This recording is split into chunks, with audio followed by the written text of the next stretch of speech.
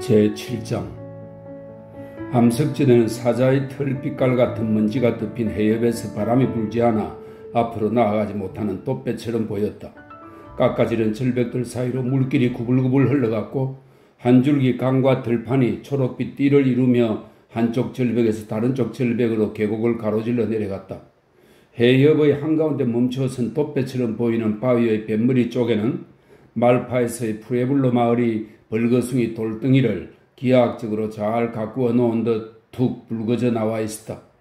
위로 올라갈수록 작아지는 높다란 집들이 청청으로 계단을 이룬 피라미드처럼 푸른 하늘을 향해 솟아올라 있었다. 그 밑에는 나지막한 건물들이 산재했고 벽들이 서로 엇갈려 이어졌으며 절벽의 삼면은 평원을 향해 급경사를 이루고 있었다. 바람이 불지 않는 공중으로 연기 몇 가닥이 수직으로 올라가다가 사라졌다. 괴이해요. 레니나가 말했다. 너무나 괴이해요. 이것은 그녀가 흔히 무엇을 비난할 때 자주 쓰는 표현이었다. 난 이곳이 마음에 들지 않아요. 그리고 저 사람도 싫어요. 그녀는 그들을 푸에블로 마을로 데리고 올라가는 일을 맡은 원주민 안내자를 가리켰다. 보아하니 상대방도 그녀와 마찬가지였는지 앞에서 걸어가는 남자의 뒷모습에는 아기에 차서 말없이 경멸하는 분위기가 잔뜩 서려 있었다. 게다가 말이에요. 그녀는 목소리를 낮추었다. 악취까지 풍겨요. 버나드는 그녀의 말에 반박할 마음이 들지 않았다. 그들은 계속해서 걸었다. 갑자기 대기 전체가 생동하고 지칠 줄 모르는 피의 흐름으로 고동치는 듯 했다. 저 꼭대기 말파이스에서 북소리가 울렸다. 그 신비스러운 심장의 고동소리를 따라 그들의 걸음이 빨라졌다. 그들은 절벽 밑으로 뻗어내려간 길을 따라갔다. 거대한 암석 돛배의 양쪽 배천이 그들의 머리 위로 100m나 높이 솟아 있었다. 헬리콥터를 가지고 왔더라면 좋았을 걸 그랬어요? 위압적이고 살벌한 바위 표면을 못마땅한 눈으로 올려다보면서 레니나가 말했다. 난 걷는 것이 싫어요. 그리고 상기설거의 땅바닥에 서 있으면 내가 너무나 왜소해진 기분이 들어요. 그들은 암석지대의 그늘을 따라 얼마 동안 걸었다. 도출된 부분을 돌고 나니 홍수로 둥그렇게 깎인 골짜기 안에 배의 가판 사다리 같은 계단식 통로가 위로 뻗어 있었다. 그들은 비탈길을 올라갔다. 아주 가파른 그 길은 골짜기의 이쪽 저쪽으로 구불거렸다. 때때로 고동치는 북소리가 거의 안 들리기도 하다가 모퉁이 바로 저쪽에서 울리는 것처럼 커지기도 했다. 길을 반쯤 올라갔을 무렵 독수리 한 마리가 가까이 날아와 지나갔는데 날개가 일으킨 차가운 바람이 그들의 얼굴에 느껴질 정도였다. 바위의 어느 틈바구니에는 뼈가 한 무더기 쌓여 있었다. 모든 것이 답답할 만큼 괴이했고 원주민의 악취는 점점 더 심해졌다. 그들은 마침내 골짜기에서 눈부신 햇살이 비치는 곳으로 나왔다. 암벽의 꼭대기는 가판처럼 평평했다. 체링티 타워 같군요. 레니나가 한마디 했다. 하지만 그녀는 마음을 편안하게 해주는 낯익은 풍경을 별로 오래 즐길 여유가 없었다. 조심스럽게 타박거리는 발소리에 그들은 시선을 돌렸다. 두 명의 원주민이 길을 따라 뒤에서 달려왔는데 그들은 목에서부터 배꼽까지 벌거벗고 나중에 레니나가 설명한 바로는 아스팔트 정구장처럼 암갈색 몸에다 하얀 줄을 그리고 주홍과 금정과 황토색을 잔뜩 찍어발라서 얼굴이 사람 같지 않았다. 그들은 머리카락을 여우털과 붉은 헝겊으로 따내렸다. 그들의 어깨에서는 칠민조 깃털로 만든 외투가 펄럭거렸으며 머리에 두른 커다란 깃털과는 장식이 요란했다. 그들이 발걸음을 옮길 때마다 뼈와 청록색 옥으로 만든 묵지가 목걸이와 은팔찌들이 짤그랑거렸다. 그들은 한마디 말도 없이 사슴 가죽신을 신고 조용히 달려왔다. 그들 가운데 한 사람은 깃털로 엮은 소를 손에 들었고 다른 한 사람은 멀리서 보기에 서너 개의 굵은 밧줄 같은 것을 양손에 들고 있었다. 밧줄 하나가 불안하게 몸부림쳤는데 레니나는 그것들이 뱀이라는 사실을 깨달았다. 남자들이 점점 더 가까이 다가와 까만 눈으로 그녀를 쳐다보았지만 아무런 인식의 기미도 드러나지 않았다. 그녀를 보았다거나 그녀의 존재를 의식한다는 어떤 반응조차 찾아보기가 힘들었다. 몸부림치던 뱀이 다른 뱀들처럼 다시 축 늘어졌다. 그들이 지나갔다. 난 이런 거 싫어요. 레니나가 말했다. 난 이런 거 싫어요. 푸에블로 마을의 입구에서 무엇인가 지시를 받으려고 안내자가 안으로 들어가고 그들 두 사람만 남았을 때 주위를 둘러본 그녀는 더욱 심하게 역겨움을 느꼈다. 우선 오물과 쓰레기 더미와 먼지와 개들과 파리떼가 싫었다. 그녀는 비위가 상해서 잔뜩 얼굴을 찡그렸다. 그리고 손수건으로 코를 막았다. 도대체 어떻게 이런 곳에서 사람이 살아간다는 말이죠? 그녀는 믿기지 않는다는 듯 짜증스럽게 신경질을 부렸다. 도저히 상상할 수가 없었다. 버나드는 염세주의적인 냉정함을 보였다. 어쨌든 그들은 5,000년이 넘도록 이런 식으로 살아왔어요. 그가 말했다. 그러니까 아마 그들은 이런 삶이 익숙해졌을 거예요. 하지만 청결함은 포드다움에 버금가는 일이잖아요. 그녀가 고집스럽게 말했다. 그래요. 뿐만 아니라 문명은 살균 활동이고요. 버나드는 기초위생학의 최면교육 제2과의 내용을 비꼬는 어조로 언급했다. 하지만 이곳 사람들은 우리 포드님 얘기를 들어본 적도 없고 개화하지도 못했어요. 그러니까 따져봤자. 맙소사. 그녀는 그의 팔을 움켜잡았다. 저길 보세요. 거의 벌거벗다시피 한 모습의 원주민이 옆집의 2층 테라스에서 아주 천천히 사다리를 타고 내려오는데 너무 나이가 많아 몸을 제대로 가누지 못하고 부들부들 떨면서 조심스럽게 한 칸씩 내려왔다. 그의 얼굴은 깊게 주름이 지고 새카매서 오석으로 만든 가면을 쓴 사람 같았다. 치아가 없어서인지 입은 푹 꺼져 있었다. 입가와 턱의 양쪽에서는 몇 가닥의 길고 뻣뻣한 털이 시커먼 피부와 대조적으로 하얗게 반짝거렸다. 닿지 않은 기다란 머리는 그의 얼굴 주위로 회색 다발을 이루며 흘러내렸다. 그는 몸이 구부정했으며 살이 거의 없을 정도로 뼈만 앙상하게 말랐다. 다시 발을 옮기기 전에 한 계단마다 멈춰 잠깐씩 쉬면서 그는 아주 천천히 내려왔다. 저 사람 왜 그래요? 레니나가 숨죽여 물었다. 공포와 놀라움으로 그녀의 눈이 휘둥그레졌다. 그냥 늙어서 그래요. 버나드는 가능한 한 무관심하게 말했다. 그 역시 놀랐지만 마음의 동료를 보여주지 않으려 나름대로 애를 썼다. 늙어요? 그녀가 되풀이해서 말했다. 하지만 국장님도 늙었고 많은 사람들이 늙었지만 누구 하나 저렇지는 않잖아요? 그건 우리들이 저렇게 되도록 그냥 내버려 두지 않았기 때문이죠. 우리는 사람들을 질병으로부터 보호합니다. 내분비 활동을 인공적으로 조절해서 젊은 단계와 평형을 유지해요. 우린 마그네슘과 칼슘의 비율이 30살 때의 비율 밑으로 떨어지지 않게 해놨어요. 그리고 사람들에게 젊은 피를 수혈해서 그들의 신진대사를 영원히 자극받는 상태로 유지해요. 그래서 그들은 저런 모습이 되지 않죠. 그가 덧붙여 말했다. 그들이 저 늙은이의 나이가 되기 훨씬 전에 대부분 죽는다는 사실도 부분적인 이유로 꼽아야 되겠죠. 젊음이 60살까지 거의 훼손되지 않고 지속되다가 갑자기 덜컥 끝장이에요. 하지만 레니나는 그의 얘기에 귀를 기울이지 않았다. 그녀는 노인을 지켜보았다. 천천히 늙은이가 내려왔다. 그의 두 발이 마침내 땅에 닿았다. 늙은이가 돌아섰다. 푹 꺼진 둥그런 구멍 속에서 그의 두 눈이 아직도 놀랄 만큼 번득였다. 노인은 마치 그녀의 모습이 전혀 보이지 않는 듯 놀라지도 않고 무표정하게 한참 동안 그녀 쪽을 물끄러미 쳐다보았다. 그러더니 천천히 구부정한 몸으로 터벅터벅 두 사람의 곁을 지나 어디론가 가버렸다. 정말로 끔찍한 일이에요. 레니나가 숨을 죽여 말했다. 한심하다고요. 우린 이곳에 오지 말았어야 하는 건데 그랬어요? 그녀는 소마를 찾으려고 호주머니 속을 더듬었지만 여태껏 저질러 본 적이 없는 실수로 병을 휴게소에 두고 그냥 올라왔음을 깨달았다. 버나드의 호주머니 역시 텅 비어 있었다. 레니나는 아무런 도움도 없이 스스로 말파이스의 온갖 공포에 직면하게 되었다.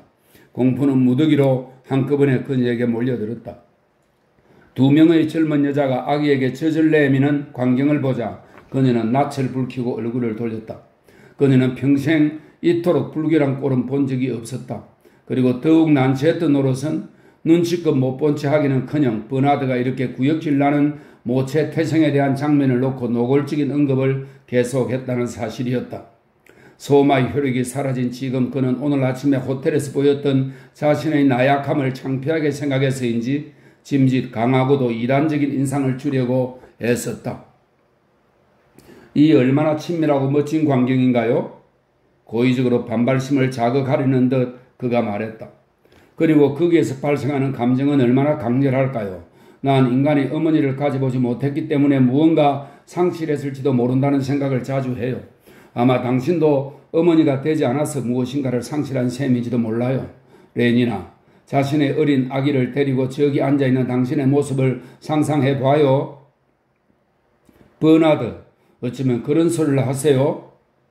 피부병에 걸리고 암염을 앓는 늙은 여자가 지나가는 것을 보고 그녀의 분노가 잠시 다른 곳으로 쏠렸다. 우리 떠나도록 해요. 그녀가 애원했다. 난 이런 거 싫어요. 하지만 바로 그때 안내자가 돌아와서 따라오라고 그들을 손짓에 부르고는 집들 사이로 난 좁은 길을 앞장서서 내려갔다. 그들은 모퉁이를 하나 돌았다. 죽은 개 한 마리가 쓰레기 더미 위에 버려져 있었고 갑상선 종이 난 여자가 어린 계집아이의 머리카락을 뒤져 이를 잡아주고 있었다. 안내자가 사다리 밑에서 걸음을 멈추더니 손을 수직으로 들었다가 수평으로 재빨리 앞을 향해 뻗었다. 그들은 말없이 그가 시키는 대로 했으며 사다리를 기어 올라가 문간을 하나 통과했다. 그러자 좁고 기다란 방이 나왔는데 상당히 큼큼한 그 골방에서는 요리를 한 기름 냄새와 연기 냄새, 그리고 오랫동안 빨지 않고 그냥 입은 옷 냄새가 풍겼다. 방의 반대편 끝에는 문이 또 하나 있었는데 그쪽에서 햇볕이 쏟아져 들어오고 가까운 곳에서는 아주 시끄러운 북소리가 들려왔다. 그들이 문턱을 넘어서자 널찍한 테라스가 나왔다. 발밑에는 높다란 집들이 사방을 둘러싸고 늘어서 있었는데 원주민들이 잔뜩 모인 마을의 공터가 시야에 들어왔다. 환한 빛깔의 담요들과 검은 머리에 꽂은 깃털들, 터키 옥의 광채, 열기로 번들거리는 검은 피부. 레니는 다시 손수건으로 코를 막았다. 공터 한가운데 탁 트인 공간에는 지리긴 진흙과 돌을 섞어 만든 두 개의 둥그런 단이 자리 잡고 있었다. 보아하니 지하에 만든 무슨 방들의 지붕인 모양이었다. 불룩 솟은 담마다 중앙에 성강구가 뚫려 있었으며 캄캄한 밑에서 올라오는 사다리를 그곳에 걸쳐 놓았다. 지하에서 연주하는 피리 소리가 잠시 들려오더니 줄기차게 사정없이 두드리는 북소리 속으로 어느새 잠겨버렸다. 레니나는 북소리가 마음에 들었다. 그녀는 눈을 감고 마지막이 반복되는 천둥소리에 자신을 내맡겼다. 낮은 북소리가 그녀의 의식 속으로 점점 더 철저하게 침투해서 결국은 육중한 북의 고동 이외에는 세상에 아무것도 남지 않았다. 북소리는 침묵 집회와 포도의 날 행사 때 울리는 합성 음악들을 연상시켜서 그녀의 마음에 위안을 주었다. 흥겹고도 흥겹구나. 그녀는 혼자 속삭였다. 북들이 똑같은 박자로 울려댔다.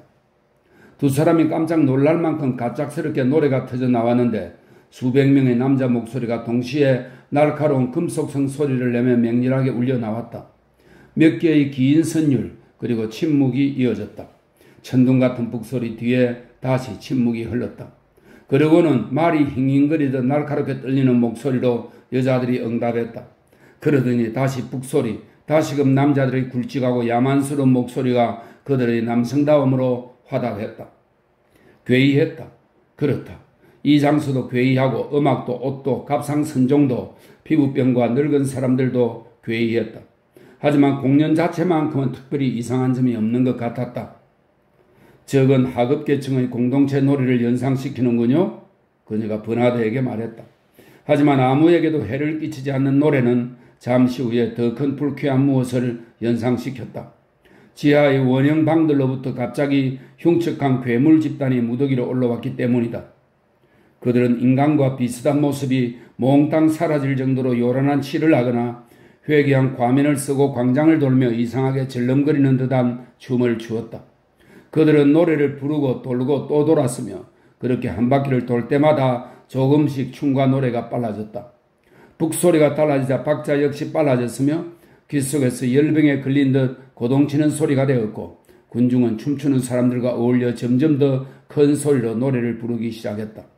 처음에는 한 여자, 그리고는 또 한 여자, 또 그 다음 여자가 마치 누가 그들을 죽이기라도 하는 듯 비명을 지르자 갑자기 춤을 이끌던 사람이 줄에서 떨어져 나와 광장의 한쪽 끝에 세워둔 커다란 나무 괴짝으로 달려가 뚜껑을 들어올리고는 검은 뱀 두 마리를 꺼냈다.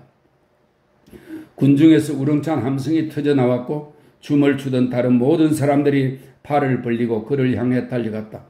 그는 제일 먼저 달려온 사람들에게 뱀을 던져준 다음에 괴짝 속으로 다시 손을 넣어 검정뱀과 갈색뱀, 얼룩뱀들을 꺼내 던져주었다.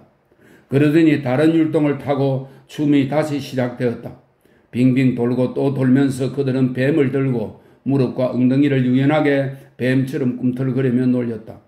돌고 또 돌면서 앞장선 사람이 신호를 하자 모두들 차례로 뱀을 광장 한가운데로 내던졌다. 그러더니 지하에서 한 노인이 나와 맷돌로 간 옥수수를 뱀들에게 뿌렸다. 또 다른 성강구에서는 한 여자가 나오더니 검은 항아리에서 물을 쏟아 뿌렸다. 그때 노인이 손을 들자 놀랍고도 절대적인 적막함이 흘렀다. 북소리가 멎고 생명이 종말을 맞은 듯 했다. 노인은 지하 세계로 내려가는 입구 노릇을 하던 두 성강구 쪽을 손으로 가리켰다. 그러자 천천히 눈에 보이지 않는 손들이 밑에서 받쳐 올리듯 한쪽 성강구에서는 독수리의 형상을 그린 그림이, 다른 성강구에서는 발가벗고 십자가에 매달린 남자의 그림이 나타났다. 그림들은 사방을 살피기라도 하듯 스스로 공중에 매달린 것처럼 허공에 떠올라 그냥 걸려 있었다. 노인이 손뼉을 쳤다. 하얀 무명으로 밑을 가렸을 뿐 발가벗은 모습의 18살쯤 되는 소년이 군중에서 뛰쳐나와 가슴에다 두 손을 포개고 머리를 숙인 채 노인 앞에 섰다. 노인은 그에게 십자가를 그어주고는 돌아섰다. 소년은 꿈틀거리는 뱀 무더기 주위를 천천히 돌기 시작했다. 그가 한 바퀴를 완전히 다 돌고 나서 다시 반바퀴 가량 돌았을 때 춤추는 사람들 중에 들깨 가면을 쓰고 손에는 가죽 끈을 꼬아 만든 채찍을 든 키 큰 남자가 그를 향해 다가갔다. 소년은 다른 사람들의 존재를 의식하지도 못하는 듯 계속해서 걸었다. 들깨 남자가 채찍을 치켜들었다. 기대감이 감도는 순간이 한참 흘렀다. 그러더니 재빠른 동작으로 채찍이 휙 소리를 내며 철썩 살을 때리는 소리가 크게 울렸다. 소년의 몸이 경련을 일으켰지만 그는 아무 소리도 내지 않고 똑같이 느리고 변함없는 걸음걸이로 계속해서 걸었다. 들깨가 다시 그리고 또다시 때렸다. 소년이 채찍을 맞을 때마다 처음에는 숨을 몰아쉬고 다음에는 깊은 신음을 하는 소리가 군중들로부터 들려왔다.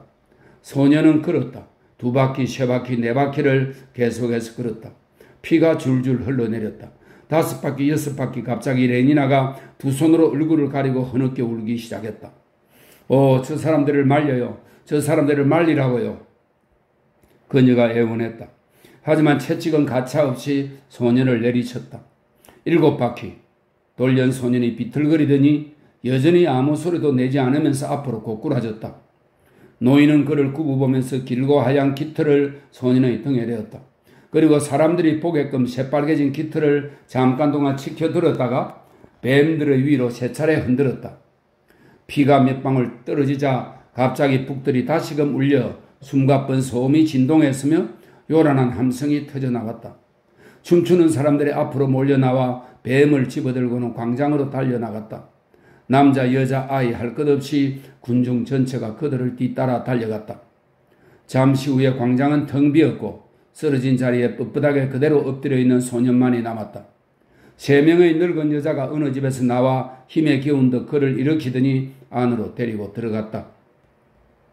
독수리와 십자가에 매달린 남자가 텅 빈 푸에블로 마을을 잠깐 동안 지켜보더니 그만하면 실컷 구경했다는 듯 성강구를 통해 지하 세계로 천천히 내려가 지하에서 사라졌다. 레니나는 여전히 흐느껴 울었다. 너무 끔찍해요. 그녀는 자꾸만 되풀이해서 말했다. 버나드는 아무리 위로를 해도 소용없었다. 너무 끔찍해요. 저 피를 봐요. 그녀는 치를 떨었다. 난 소마가 필요해요. 안쪽 방에서 발소리가 났다. 레니나는 얼굴을 두 손으로 가리고는 소리가 나는 쪽은 쳐다보지도 않고 혼자 떨어져 앉았다. 버나드는 궁금해서 시선을 돌렸다. 테라스로 나선 젊은 남자는 원주민 옷차림이었지만 따내린 머리는 밀집처럼 노란 빛깔이었고 눈은 엷은 푸른빛이었으며 하얀 피부는 햇빛에 약간 그을려 있었다. 안녕하신가요? 흠잡을 데 없지만 묘한 영어로 낯선 남자가 말했다. 당신은 문명인이로군요. 안 그래요? 당신은 타처에서 보호구역 밖에서 왔군요. 도대체 버나드가 놀라서 말문을 열었다. 젊은 남자가 한숨을 짓고 고개를 저었다. 지극히 불행한 사람이죠. 그리고 광장 한가운데 얼룩진 핏자국을 손으로 가리키며 감정이 격해서 떨리는 목소리로 물었다. 저 저주받아 마땅한 얼룩이 보이죠? 저주보다는 1g이 훨씬 효과가 좋아요. 두 손으로 얼굴을 가린 채 레니나가 기계적으로 말했다. 소마가 있었으면 좋겠어요. 내가 저기로 나갔어야 합니다. 젊은 남자가 말을 이었다. 왜 그들은 내가 재물이 되게 해주지 않을까요? 나 같으면 10바퀴, 12바퀴, 15바퀴라도 돌았을 텐데요. 팔로위티와는 겨우 7바퀴밖에 못 돌았어요. 그들은 나한테서라면 2배의 피를 얻었을 겁니다. 광대한 바다를 진홍빛으로 물들일 정도로요. 그는 두 팔을 왈칵 내밀며 요란한 신용을 했다가 절망적으로 다시 축 늘어뜨렸다. 하지만 그들은 내 얘기를 들으려고 하지 않았어요. 그들은 피부색 때문에 나를 싫어했죠. 항상 그런 식이었습니다. 항상요. 젊은이의 눈에는 눈물이 걸성거렸다. 그는 창피해서인지 시선을 돌렸다. 놀라서 어리벙벙해진 레니나는 소마가 없다는 사실을 아예 잊어버렸다. 그녀는 처음으로 얼굴에서 손을 치우고는 낯선 남자를 쳐다보았다. 그럼 당신은 저기서 채찍을 맞고 싶었다는 얘기인가요? 여전히 그녀에게서 시선을 돌린 채로 젊은 남자가 그렇다는 신용을 했다. 푸에블로 마을을 위해서, 비가 내리고 곡식이 잘 자라게 하기 위해서요. 그리고 푸콩과, 이 푸콩은 호피 인디언이 섬기는 대지의 신으로 비와 전쟁을 다스린다고 합니다. 푸콩과 예수님을 기쁘게 해드리기 위해서요. 그리고 또 눈물을 흘리지 않으면서 내가 고통을 견디어낸다는 걸 보여주려고요. 그래요. 그의 목소리가 갑자기 생기를 띄었다. 그는 어깨를 활짝 펴고 자랑스럽고도 도전적으로 턱을 치켜들면서 돌아섰다. 내가 남자라는 걸 증명하기 위해서요. 아. 레니나의 얼굴을 보고 그는 갑자기 숨이 막힌 듯 입을 벌린 채로 조용해졌다. 젊은 남자는 그녀처럼 뺨이 초콜릿이나 개의 가죽 빛깔이 아닌 여자를 생전 처음 보았는데 다갈색 머리카락을 물결 모양으로 털을 잡아 고정시킨 그녀는 신기하고 놀랍게도 관심을 나타내는 상냥한 표정을 짓고 있었다. 레니나는 그에게 미소를 지으며 너무나 잘생기고 체격이 아름다운 남자라고 생각했다. 젊은이는 얼굴로 피가 왈칵 몰렸다. 잠깐 고개를 떨구었다가 다시 들어보니 그녀는 여전히 그에게 미소를 짓고 있었다. 그는 너무나 당황한 나머지 다시 시선을 돌려 광장의 다른 쪽에 있는 무언가를 열심히 쳐다보는 척했다. 버나드가 질문을 쏟아내는 바람에 두 남녀의 관심이 다른 곳으로 쏠렸다. 당신은 누구인가? 어떻게 이곳으로 왔는가? 언제? 어디에서? 미소를 짓는 레니나의 모습을 너무나 보고 싶었으나 감히 그녀를 쳐다볼 용기가 조차 나지 않아서 젊은이는 버나드의 얼굴에 시선을 고정시킨 채로 자신이 누구인지를 설명하려고 애썼다.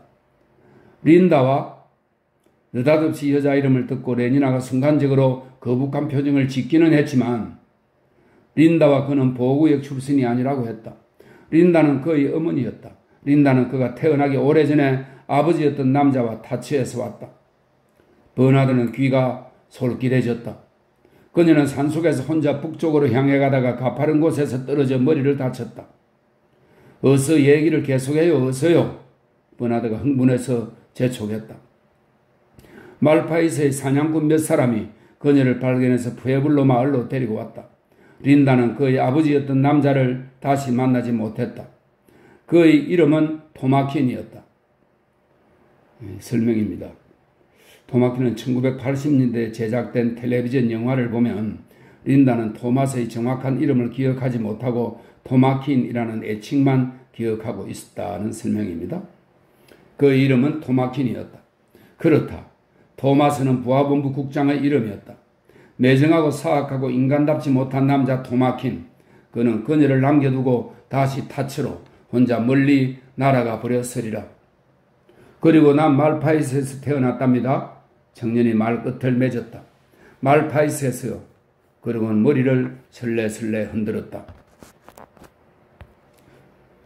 푸에블로 마을 외곽에 위치한 청년의 작고 초라한 집은 누추하기 짝이 없었다. 그의 집과 마을 사이에는 쓰레기와 흙더미가 경계선 노릇을 했다. 두 마리의 굶주린 개가 문간에서 지저분하게 쓰레기를 코로 후벼댔다. 그들이 안으로 들어가자 악취를 풍기는 침침한 방에서 파리떼가 요란하게 윙윙거렸다. 린다! 젊은이가 소리쳐 불렀다. 안쪽 방에서 상당히 거센 여자 목소리가 대답했다. 나간다. 그들은 기다렸다. 마룻바닥에 그릇에는 음식 찌꺼기가 수북했는데 여러 끼의 식사에서 남은 찌꺼기가 쌓인 모양이었다. 문이 열렸다. 아주 건장한 금발의 원주민 여자가 문턱을 넘어 들어와 멈춰서더니 입을 벌리고는 의아한 눈으로 낯선 사람을 물끄러미 쳐다보았다. 앞니 2개가 빠진 그녀의 모습이 레니나의 눈에는 역겨워 보였다. 그리고 나머지들은 빛깔이 그녀는 부르르 몸을 떨었다. 늙은 남자보다도 훨씬 더 흉측한 꼴이었다. 너무나 뚱뚱했다. 그리고 얼굴의 저 많은 주름살, 허물허물한 몸, 잔주름들, 축 늘어진 뺨에는 푸르스름한 반점들이 얼룩져 있었다. 코의 붉은 핏줄과 충혈된 두 눈, 그리고 저 목덜미, 또 그녀가 머리에 두른 담요는 더럽고 너덜너덜했다. 그리고 자루처럼 생긴 갈색 통옷 속에는 어마어마하게 큰 젖통, 불룩 튀어나온 배, 엉덩이, 늙은 여자는 남자보다 훨씬 더 추악했다. 그런데 갑자기 이 괴물이 폭포처럼 말을 쏟아냈고 두 팔을 벌리며 그녀에게로 달려들었다. 그러고는 포도님 맙소사, 그것은 너무나 역겨운 광경이어서 조금만 더 계속되었어도 속이 뒤집힐 노릇이었지만 그녀는 육중한 몸짓과 젖가슴으로 눌러대며 레니나에게 입을 맞추기 시작했다. 포도님 맙소사. 침을 질퍽거리며 입을 맞추는데 전혀 목욕을 안 해서인지 너무나 끔찍한 냄새를 풍겼다. 그녀는 델타와 엡실론 유리병에 넣는 흉측한 물질의 악취를, 그렇다. 버나드에 관한 소문은 사실이 아닐 것이다. 그 악취를 마구 풍겼는데 그것은 분명히 알코올의 냄새였다. 레니나는 있는 힘을 다해서 얼른 몸을 빼내었다. 일그러지고 울상이 된 얼굴이 그녀의 눈앞에 보였다. 괴물 같은 여자가 울고 있었다. 오, 세상에, 세상에. 그녀는 울부짖으며 마구 짓거렸다. 그토록 오랜 세월이 흘러갔으니 내 마음이 얼마나 깊은지 당신들은 알지 못할 거예요. 문명인의 얼굴을 보다니. 그래요. 그리고 문명인의 옷하고요. 난 진짜 아세테이트 비단 조각은 다시는 보지 못하려고 생각했으니까요. 그녀는 레니나의 상의 소매를 만지작거렸다. 그녀의 손톱 밑에는 시커멓게 때가 끼어 있었다. 그리고 이 멋진 인조견 벨벳 반바지, 이 봐요. 난 내 낡은 옷들, 그러니까 내가 이곳으로 올 때 입었던 옷들을 지금까지도 괴짜게 잘 보관하고 있답니다. 나중에 그걸 당신들한테 보여주겠어요. 물론 아스테이트는 구멍이 잔뜩 나기는 했지만요. 당신이 찬 초록색 가죽 허리띠가 더 아름답기는 하지만 내 하얀 허리띠도 정말 멋있었어요. 하기야 그런 허리띠가 나한테는 별로 도움이 되지도 못했지만요. 그녀는 다시 눈물을 흘리기 시작했다. 아마 존한테서 얘기를 들으실 테지만 나는 너무나 심한 고통을 겪었고 거기다가 1g의 소마도 구할 길이 없었답니다. 포페가 가끔 가져다 주면 어쩌다 한 번씩 메스칼주를 마시기는 하지만요. 포페는 전에 내가 알았던 청년이에요. 하지만 그걸 마시면 나중에 기분이 너무나 나빠져요. 메스칼주는 물론이고 페요털도 속을 뒤집히게 만드는 데다 이튿날이면 훨씬 더 심한 수치심을 느끼게 해서 기분이 영 나쁘죠. 그리고 난 너무나 부끄러웠어요. 베타인 내가 아이를 낳다니 내 입장이 되었다고 한번 상상이나 해봐요. 레니나는 그녀의 말만 듣고도 몸을 부르르 떨었다. 하지만 맹세컨대 그건 내 잘못이 아니었어요. 모든 멜스스식 훈련을 쌓았던 나로서는 당신들도 알잖아요. 맹세컨대 항상 하나, 둘, 셋, 넷 숫자를 헤아려가며 실행했어요. 어쩌다가 그런 일이 벌어졌는지 난 아직도 납득이 안 가지만 어쨌든 그런 일이 벌어졌어요. 물론 이곳에는 낙태본부 같은 것도 없었어요. 참, 첼시에는 아직도 낙태본부가 있나요? 그녀가 물었다. 레니나는 머리를 끄덕였다. 화요일과 금요일마다 투광 조명을 하고요. 레니나가 다시 머리를 끄덕였다. 그 아름다운 분홍빛 유리 건물이 생각나요. 가엾은 린다는 머리를 들고 두 눈을 지그시 감고는 머리에 떠오르는 눈부신 영상을 황홀하게 음미했다. 그리고 밤에 본 강은 또 어떤가요? 그녀가 속삭였다. 꼭 강은 그녀의 눈에서 눈물이 천천히 흥건하게 흘러내렸다. 저녁에는 스토크 포지스에서 비행기를 타고 돌아오죠. 그런 다음에는 뜨거운 물로 목욕하고 진동 진공 안마를 하지만 내가 이래서는 안 되겠죠?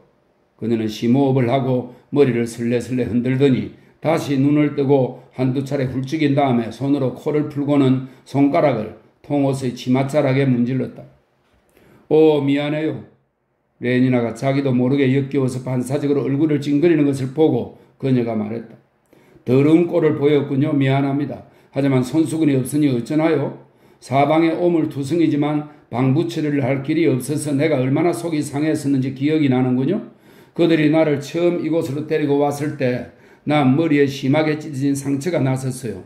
그들이 상처에다 무엇을 발랐는지 당신들은 상상이 안 갈 거예요. 더러움, 온통 더러움 뿐이었어요. 나는 그들에게 문명은 살균이라는 말을 자주 했어요. 그리고 마치 어린아이들을 달래듯이 스트랩토콕, GS 펜브리, T까지 훌륭한 욕실과 화장실을 찾아봐요. 라고 동료까지 불러주었어요. 하지만 물론 그들은 이해를 못했어요. 그들이 어떻게 이해했겠어요? 결국 나는 자포자기한 끝에 그런 상황에 익숙해진 셈이죠. 뜨거운 물이 없는데 어떻게 물건들을 청결히 할 수가 있겠어요? 그리고 이 옷들을 봐요. 이 불결한 모직물은 아스테이트 인견하고는 달라요. 이건 계속해서 입고 또 입어요. 그리고 찢어지면 꿰매서 다시 입어야 해요. 하지만 나는 베타이고 수정실에서 근무했기 때문에 나한테 그런 한심한 짓을 하라고 가르친 사람은 아무도 없었어요. 그건 내가 상관할 일이 아니었으니까요. 그뿐 아니라 옷을 꿰매 입는다는 건 절대로 옳은 일이 아니죠. 구멍이 나면 헌옷은 버리고 새 것을 사야 해요. 꿰매면 꿰맬수록 가난이 깃든다고 그러죠. 그 말이 옳잖아요. 꿰맨다는 건 사회에 역행하는 짓이에요. 하지만 이곳에서는 모든 것이 달라요. 이건 마치 미치광이들하고 같이 살아가는 셈이에요. 그들이 하는 모든 행동은 미친 짓이에요. 그녀가 주위를 살펴보니 존과 버나드는 그들을 남겨두고 집 밖으로 나가 먼지와 쓰레기 속에서 오락가락 서성거리고 있었다. 하지만 린다는 전혀 아랑곳하지 않은 채 은근하게 목소리를 낮추며 몸을 앞으로 내밀었다. 태아의 독약이 풍기는, 이 알코올을 뜻합니다. 태아의 독약이 풍기는 악취가 입김에 섞여 그녀의 뺨에 난 털을 스치자 레니나는 뻣뻣하게 몸을 움츠렸다. 예를 하나 들겠어요? 그녀는 거센 목소리로 속삭였다. 이곳에서 사람들이 서로 소유하는 관습을 살펴보세요. 미쳤어요. 정말이지 완전히 미쳤다고요? 모든 사람은 다른 모든 사람의 소유예요. 그렇지 않아요? 안 그래요? 레니나의 소매를 끌어당기며 그녀가 집요하게 물었다. 레니나는 시선을 돌린 채로 머리를 끄덕이고 여태까지 참고 있던 숨을 내쉬고는 비교적 오염이 덜 된 공기를 들이마셨다. 한데 이곳에서는 말이에요. 상대방은 얘기를 계속했다. 어느 누구도 한 사람 이상의 소유가 되어서는 안 돼요. 그리고 일반적인 방식으로 사람들을 소유했다가는 다른 사람들에게 반사회적이고 사악하다는 소리를 들어요. 사람들이 경멸하고 미워하죠. 언젠가는 자기네 남편들이 나를 만나러 찾아온다고 해서 여자들이 때로 몰려와 난장판을 벌였어요. 글쎄 왜 그러면 안 되나요? 그러더니 그들은 나한테 달려들어서 정말이지 그건 너무나 끔찍한 일이었어요. 난 당신들한테 차마 그 얘기를 할 수가 없어요. 린다는 두 손으로 얼굴을 가리고 치를 떨었다. 이곳 여자들, 그들은 너무 정오심이 강해요. 미쳤죠? 미쳤고 잔인해요. 물론 그들은 멜스식 훈련이나 유리병이나 태아 제조법이나 그런 종류의 것들은 하나도 알지 못한답니다. 그래서 그들은 개처럼 항상 아이를 직접 낳아요. 그건 너무나 역겨운 일이죠. 그리고 내 처지를 생각해보면 오 포드님이시여 포드님이시여 포드님이시여. 그렇기는 해도 존이 나에게는 커다란 위안이 돼요. 존이 없었다면 내가 어떻게 살아왔을지 모르겠어요. 아무리 남자가 찾아올 때마다 존이 화를 내기는 해도 상당히 어린아이였을 때도 그랬어요. 언젠가 걔가 더 컸을 때 일이지만 존은 나하고 가끔 잠자리를 같이 한다는 이유 때문에 가엾은 와이후시와를 아니 포페였는지도 모르겠지만 어쨌든 내 상대 남자를 죽이려고 했어요. 문명인들은 마땅히 자유롭게 그래야만 한다는 사실을 내가 존한테 납득시킬 방법이 전혀 없었기 때문이죠. 미친다는 건 전염병이나 마찬가지인 모양이에요. 어쨌든 존은 원주민들에게서 그런 미친 사고방식이 옮았을 거예요. 물론 존이 그들과 무척 오래 같이 지냈기 때문이겠죠. 그들이 항상 존한테 못된 짓을 하고 다른 소년들이 함께 놀아주질 않는데도 말입니다. 덕택에 내가 걔를 조금쯤 길들이는 것이 훨씬 용이했으니까 어떻게 보면 그건 잘된 일이기도 했어요. 조언을 제대로 길들이기가 얼마나 힘들었는지 당신은 상상도 못하겠지만요. 무엇을 알려고 한다는 것이 나에게 주어진 일은 아니었기 때문에 난 알지 못하는 게 굉장히 많았어요. 내 얘긴 어린아이가 헬리콥터는 어떻게 작동하고 세상은 누가 만들었냐는 따위를 물어볼 때를 의미하는데 글쎄요. 베타의 신분으로 항상 수정실에서만 근무한 사람이라면 그럴 때 무슨 대답을 할 수 있겠어요? 어떻게 대답하겠느냐고요.